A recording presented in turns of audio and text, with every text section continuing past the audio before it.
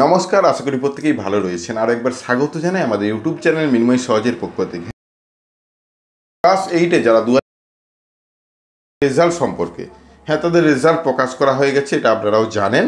তাদের লিস্ট কিন্তু স্কুলে পাঠানো হয়েছে, অর্থাৎ স্কুলের ওয়েবসাইটে বা তাদের যে নিজস্ব ইমেল পোর্টাল রয়েছে তার মধ্যে কিন্তু পিডিএফ আকারে তাদের স্কুলকে পাঠানো হয়েছে।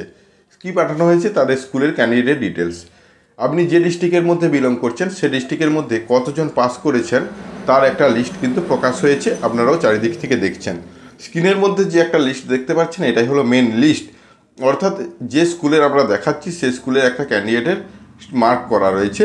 এটা আমাদের এলাকায় একটা স্কুল। তো এখান থেকে আমরা কালেক্ট করতে পেরেছি। বর্তমানে অনলাইন ওয়েবসাইটে এই মুহূর্তে কোনো লিস্ট দেখা যাচ্ছে না। কেন দেখা যাচ্ছে না, কবে দেখতে পাবেন?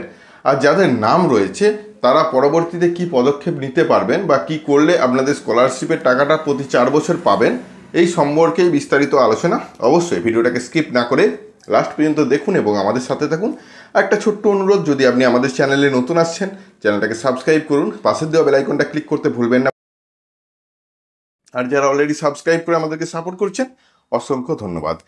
আজকে যে বিষয় নিয়ে আলোচনা, রেজাল্ট পাবলিশ নিয়ে, অর্থাৎ ক্লাস 8-এ পড়ার সময়, এখন বর্তমানে আপনি 9-এ পড়ছেন, ক্লাস ফর্ম ফিল আপ করেছিলেন এবং তখন পরীক্ষা দিয়েছেন, সেই পরীক্ষার ফলাফল বর্তমানে প্রকাশ করা হয়েছে। আমরা আগের দুটো নোটিশে বলেছিলাম অ্যান্সার কি প্রকাশ করা হয়েছে, তারপরে ফাইনাল অ্যান্সার কি, অর্থাৎ যদি অ্যান্সার কি কোনো ভুল থাকে সেটাকে কারেকশন করে আবার ফাইনাল অ্যান্সার কি, এবং ফাইনাল অ্যান্সার কির পরেই আসে রেজাল্ট, সেটাও আমরা কিন্তু জানিয়েছিলাম। তো রেজাল্ট বর্তমানে পাবলিশ স্কুলের ওয়েবসাইট, অর্থাৎ স্কুলের যে নিজস্ব সিস্টেম রয়েছে তাতে কিন্তু তারা দেখতে পাচ্ছে।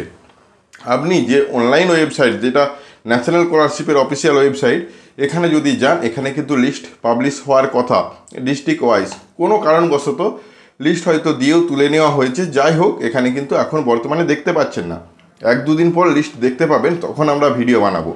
কিন্তু বর্তমানে যদি দেখতে হয় আপনাকে স্কুলের সাথে যোগাযোগ করতে হবে এবং স্কুলের লিস্টে বা আপনার যে ক্যান্ডিডেট পরীক্ষা দিয়েছে তার নাম রয়েছে কিনা সেটা দেখতে পারেন। যদি ক্যান্ডিডেটের নাম লিস্টে থাকে সে পাবে 4 বছর স্কলারশিপ।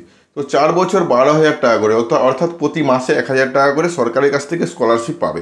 এই স্কলারশিপটি পাওয়ার জন্য সর্বপ্রথম যেটা আমরা থাকা জরুরি ব্যাংকের অ্যাকাউন্ট নম্বর, এবং সেই ব্যাংক অ্যাকাউন্ট নম্বরটিতে যেমন আধার কার্ড যুক্ত থাকে, অর্থাৎ আধার লিঙ্কিং, যেটাকে আমরা ডিবিডি বা এনপিসিআই লিঙ্ক বলে থাকি, সেটা যেন অ্যাক্টিভ থাকে। ডিবিডি বা এনপিসিআই লিঙ্ক চেক করার পদ্ধতি আমরা অলরেডি ভিডিও বানিয়েছি, ডেসক্রিপশনে সে ভিডিওটা দিয়ে রাখছি। আপনার যদি অ্যাকাউন্ট থেকে থাকে আপনি আধার কার্ড নম্বর বসিয়ে দেখে নিতে পারবেন আপনার লিঙ্কটি রয়েছে কিনা। যদি না থাকে সেটা আগে করে নিন।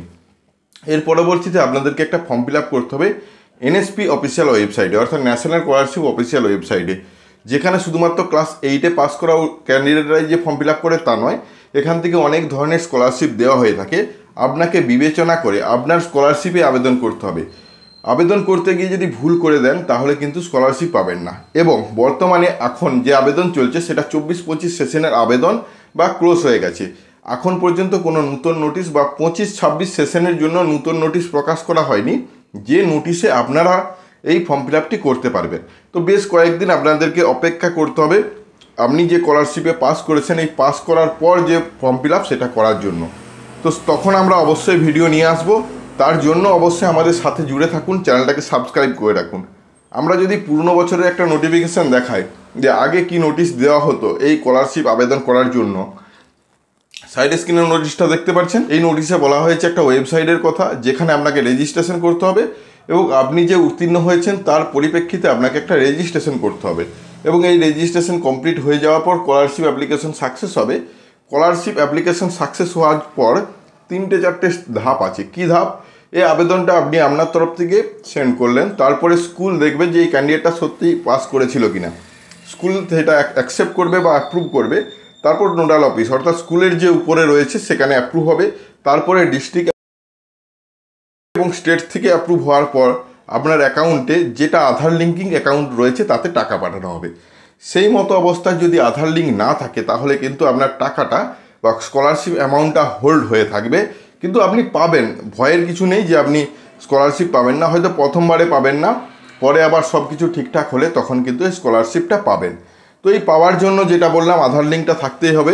এই নোটিশ, এই রকম নোটিশ, এটা পুরনো নোটিশ হলেও নতুন নোটিশ কিন্তু খুব তাড়াতাড়ি প্রকাশ করা হবে ওয়েবসাইটের মধ্যে। অর্থাৎ যে ওয়েবসাইটটা বর্তমানে দেখছেন এই ওয়েবসাইটে আগে লিস্ট দেখতে পাবেন অ্যাপ যারা পাস করেছে তাদের লিস্ট ডিস্ট্রিক্ট ওয়াইজ, এবং তারপরে একটা নোটিশ প্রকাশ করা হবে। সেখানে বলা হবে যে এই স্টুডেন্টগুলো যাদের লিস্টে নাম আছে তাদেরকে কি করতে হবে।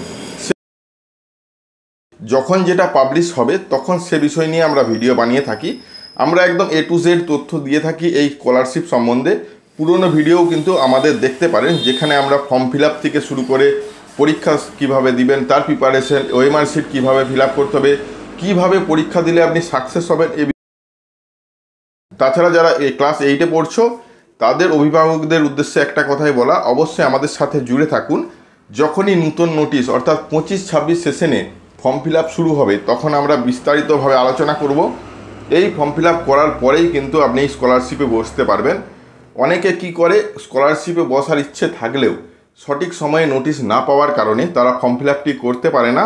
তখন কি হয়, তাদের পরবর্তীতে আর ফর্ম ফিল আপ না করার কারণে স্কলারশিপে বসতে পারে না। তাছাড়া এই স্কলারশিপে আবেদন করার সময় ইনকাম সার্টিফিকেট প্রয়োজন, যেটা বিডিও ইনকাম সার্টিফিকেট আনতে হয়। এই বিডিও ইনকাম সার্টিফিকেট কখন করতে হবে, আগে করলে হবে কি না, এবং আগের ভিডিও ইনকাম করা রয়েছে সেটা অ্যাকসেপ্ট হবে কি না, এ বিষয় নিয়েও সেজন্য অবশ্যই আমাদের সাথে জুড়ে থাকুন। আমাদের চ্যানেলে নতুন আসলে চ্যানেলটাকে সাবস্ক্রাইব করুন, পাশের দেওয়া বেল আইকনটা ক্লিক করতে ভুলবেন না পরবর্তী নোটিফিকেশন পাওয়ার জন্য। আর যারা অলরেডি সাবস্ক্রাইব করে আমাদেরকে সাপোর্ট করছেন অসংখ্য ধন্যবাদ। এভাবেই পাশে থাকবেন। দেখা হচ্ছে নতুন কোনো ভিডিও নিয়ে। ধন্যবাদ।